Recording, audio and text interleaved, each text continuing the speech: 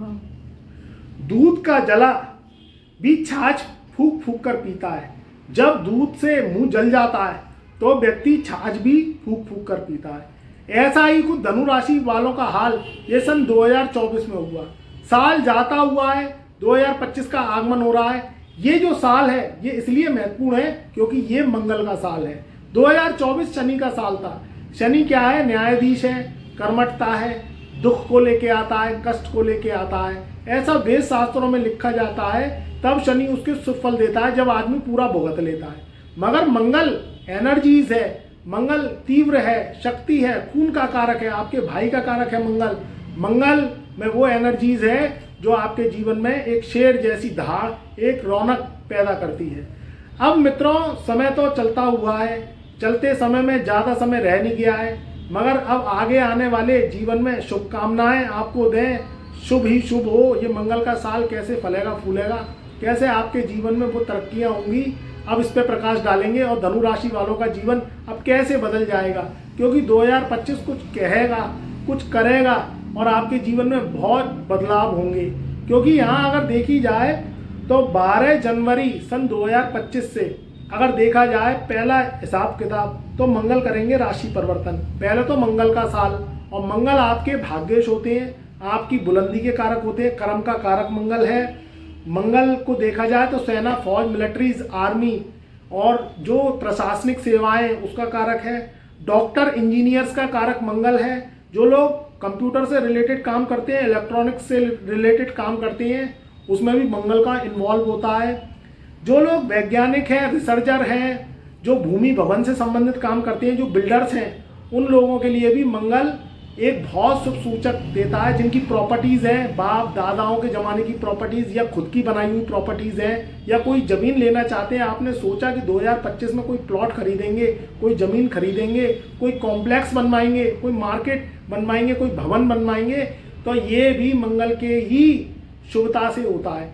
अब ये क्या होगा कि नहीं होगा, इसी पे ही प्रकाश डालेंगे, इसी पे ही चर्चा करेंगे कि धनु राशि वालों की ज़िंदगी कैसे बदलेगी। देखिए, अगर देखा जाए तो 12 जनवरी का एक ऐसा समय होगा जब मंगल अष्टम भाव से निकलकर, क्योंकि नीच अवस्था में काफ़ी समय से मंगल चल रहे थे, मंगल एक राशि में 45 से लेकर 50 दिन तक रहता है। तो 8वें घर का मंगल क्या करता है? कहीं ना कहीं अशुभ प्रभाव देता है। रोग, ऋण, 8वां घर आकस्मिक दुर्घटना का है, कहीं ना कहीं पेट विकार का है, इस तरीके की चीज़ें देखी गई है। और नीच का मंगल जो कि 45 दिन से चल रहा था, अब ये नीच अवस्था को खत्म करके सिंह राशि में यानी अपने मित्र की राशि में जाएंगे। तो सबसे पहले तो ये जो महा है यह आपके लिए अति उत्तम होगा, क्योंकि ये अष्टम भाव से निकलकर धनु राशि वालों के भाग्य स्थान यानी 9वें घर में जो है प्रवेश करेंगे। और भाग्य का घर बृहस्पति का है, बृहस्पति के घर में मंगल, और वो भी सिंह राशि में, यानी गुरु का घर है। सिंह राशि जो है, सिंह राशि मित्र की राशि है मंगल की, वहाँ जाके भाग्य के 9 द्वार खोलेंगे।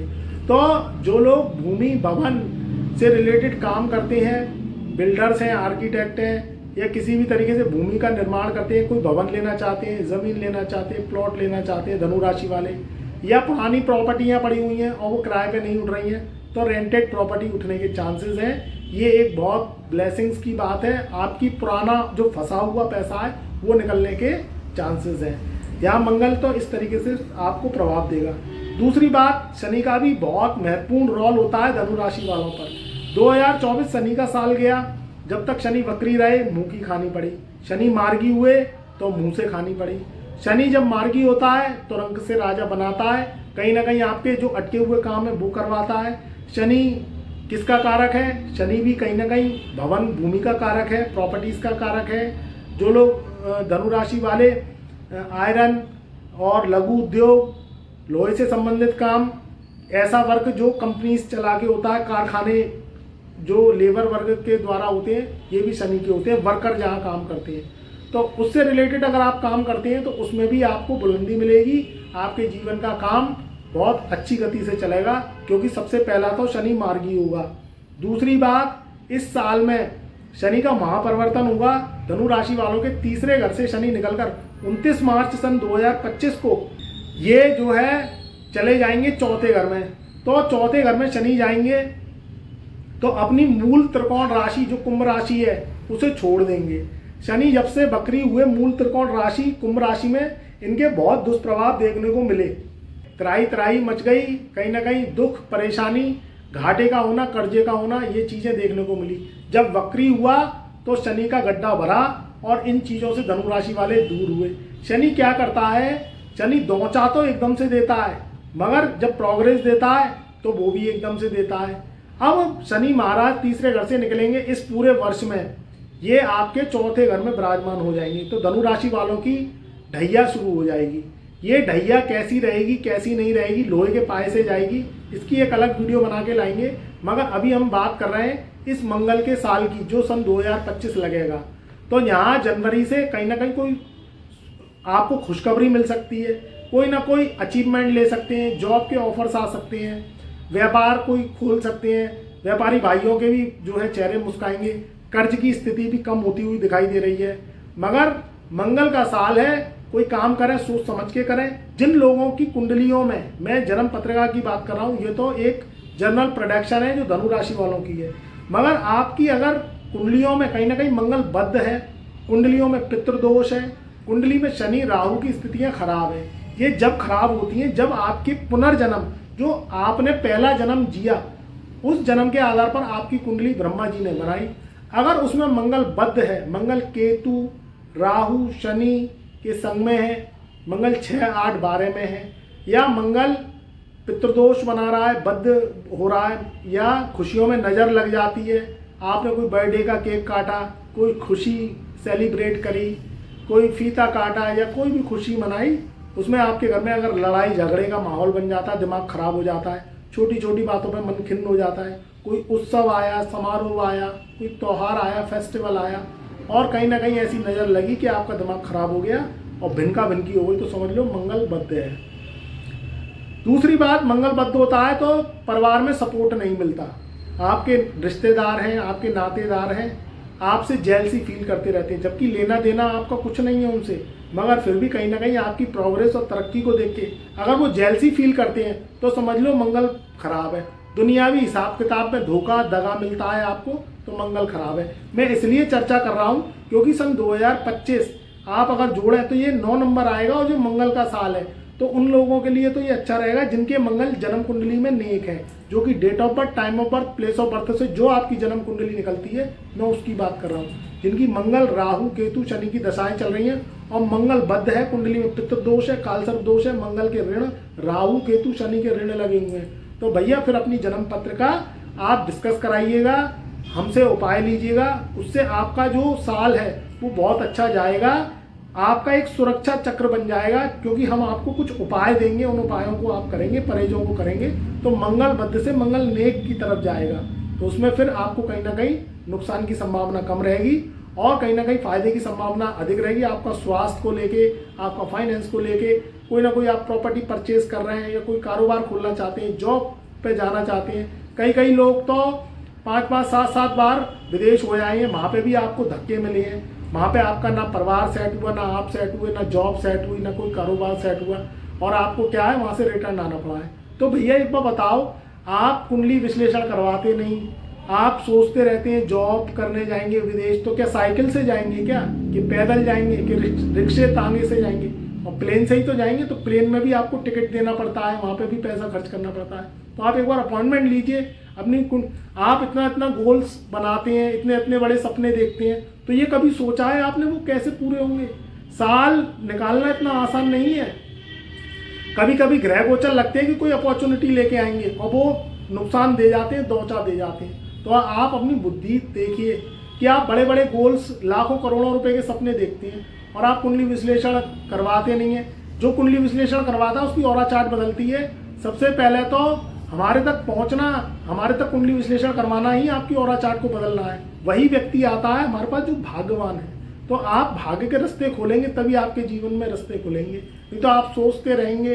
फिर ये मंगल का साल है, मंगल जिनके नेक होंगे उनके लिए बहुत प्रोग्रेस का साल है, एनर्जीज का साल है। बहुत से जो धनु राशि वाले हैं वो सिविल सर्विसेज में जाएंगे, अच्छे से प्रशासनिक सेवा में जाएंगे, क्योंकि मंगल का साल है। मंगल आपका भाग्य का कारक हुआ, मंगल नेक हुआ तो डॉक्टर्स बनेंगे, इंजीनियर्स बनेंगे, अच्छी मल्टीनेशनल कंप्यूटर से रिलेटेड कंपनियों में जॉब के लिए अच्छा है। जो लोग इन्फ्लुएंसर हैं, सोशल मीडिया पे वर्क करते हैं, और जो लोग कंप्यूटर पे वर्क करते हैं, विदेशों से कनेक्शन है उनके, क्योंकि कंप्यूटर का कारक भी मंगल और राहु को कहा गया है, उनके लिए भी समय ये बहुत अच्छा रहेगा। क्योंकि मित्रों, मंगल को एक छोटा ग्रह नहीं मानना है। मंगल आपका मंगल देने वाला, साहस देने वाला, पुरुषार्थ को बढ़ाने वाला, शरीर में ताकत देने वाला। जब शरीर में ताकत होती है, रक्त होता है, तभी आप हम सारे काम कर पाते हैं। नहीं तो वो व्यक्ति जीवित दिख रहा है मगर है नहीं, क्योंकि एनर्जी का खेल है। एनर्जी जितनी पावर रहेगी उतना आप काम कर पाएंगे, और एनर्जी शरीर में नहीं है तो आप एक कदम नहीं चल सकते। तो यही चीज़ है, मंगल भाई का कारक है। अब इस समय में भाई भाई के बीच में झगड़ा नहीं होगा जिनके मंगल नेक होंगे। जिनके मंगल बद्ध होंगे कुंडलियों में, उनका प्रॉपर्टी विवाद, मसलत ये निकल आएगी। तो कोर्ट केसेस हैं वो उजागर हो जाएंगे। मंगल जिनका खराब है उनका रट्टे फसाद फजीयत फंस जाते हैं, कोर्ट केसेस में विवाद, और भूमि भवन जायदाद को लेके विवाद, पूर्वजों की संपत्ति को लेके विवाद, ये जो है खुल जाता है। और जिनका मंगल नेक है वो भाई भाई गले मिलेंगे और एक दूसरे से प्रेम करेंगे और जो है खुशी से समय बिताएंगे। ये दोनों प्रभाव है, मंगल नेक और मंगल बद्ध, ये आपकी जन्म कुंडली पर निर्भर करता है। अब जिनकी जन्म कुंडली में मंगल नेक है उनके जीवन में हर तरीके से शुभ काम होंगे, शादी विवाह हो सकते हैं, ढोल ताशे शहनाइयाँ धनु राशि वालों के बच सकते हैं। बहुत ज़्यादा समय से वो बैठे हुए हैं, क्योंकि यहाँ बीच बीच में राशि परिवर्तन भी होंगे। यहाँ जो है 12 मई को करेंगे गुरु राशि परिवर्तन। तो 12 मई सन 2025 को जैसे ही गुरु राशि परिवर्तन करेंगे तो छठे भाव से निकलकर धनु राशि वालों के 7वें घर में आएंगे। तो ये केंद्र राजयोग बनाएंगे। जब कोई शुभ ग्रह शुभ घर में केंद्र में आता है तो वो क्या करता है, केंद्र के बल को बढ़ा देता है। और सप्तम भाव तो केंद्र का सबसे पावरफुल घर है। तो 7वें घर में बृहस्पति का आना ये भी कहीं ना कहीं बैलेंस करेगा, सुखों को लेके, सुविधाओं को लेके, काम कारोबार को लेके, जॉब्स को लेके। तो यहाँ स्थितियाँ बहुत अच्छी होती हुई दिखा रही हैं, मगर फिर भी नेगेटिविटी है और आपके जीवन में बदलाव नहीं हो रहा है। तो फिर आप अपनी कुंडली पे जरूर प्रकाश डलवाइए, कुंडली विश्लेषण करवाइए, एनालिसिस करवाइए। जो हम आपको उपाय दें, परहेज दें, आपके प्रश्न उत्तर का जवाब दें, उस तरीके से आपको बैलेंस करना है, उस तरीके से आपको उपाय और रेमेडीज करनी है। उससे क्या होगा, एक सुरक्षा चक्र बन जाएगा और आपके जीवन में जो बड़ी बड़ी दुर्घटनाएं होने वाली हैं वो नहीं होगी। कहीं ना कहीं चोट, रोग, एक्सीडेंट, सर्जरी का कारक भी मंगल है। तो मंगल का साल आएगा तो जिनके मंगल खराब होंगे उनको सर्जरी से भी गुजरना पड़ेगा, कहीं ना कहीं ऑपरेशन से भी गुजरना पड़ेगा। और जिनके मंगल अच्छे होंगे उनको ये चीज़ें नहीं फिर होंगी, क्योंकि भैया मंगल क्या है, मंगल सर्जरी भी करवा देता है। चोट, कोई आप जाएं यात्रा पे तो सोच समझ के जाएं, किसी भी तरीके से ड्रिंक नहीं करनी, किसी भी तरीके से कोई ऐसा नशे का सेवन नहीं करना, और आप गाड़ी चला रहे हैं तो उसमें चोट दुर्घटना के चांसेस बढ़ जाते हैं। तो इससे आपको बचाव करना है। यहाँ खुशियों का भी कारक मंगल रहेगा। तो जिनकी जन्म कुंडली में मंगल नेक होंगे उनके जीवन में खुशी के अवसर आएंगे। कहीं विवाह में जा सकते हैं, शादी समारोह में जा सकते हैं धनु राशि वाले, या उनके घर में शादी हो सकती है, या धनु राशि वालों के खुद ही घर में शादी हो सकती है। तो ये मंगल के विभिन्न रूप है। कहने को ये मंगल ग्रह बहुत छोटा ग्रह है मगर बहुत ताकतवर ग्रह है, क्योंकि मंगल से बहुत चीज़ें देखी जाती हैं। जब मंगल शुभ होता है तो व्यक्ति के जीवन में शुभता ही शुभता होती है। तो भैया मंगल शुभ करने के लिए अगर आपकी कुंडली में नहीं है तो घबराने की जरूरत नहीं है। आप फिर एस्ट्रो उपाय लें, मंगल के हम उपाय देंगे आपको और आपकी कुंडली को बैलेंस करेंगे।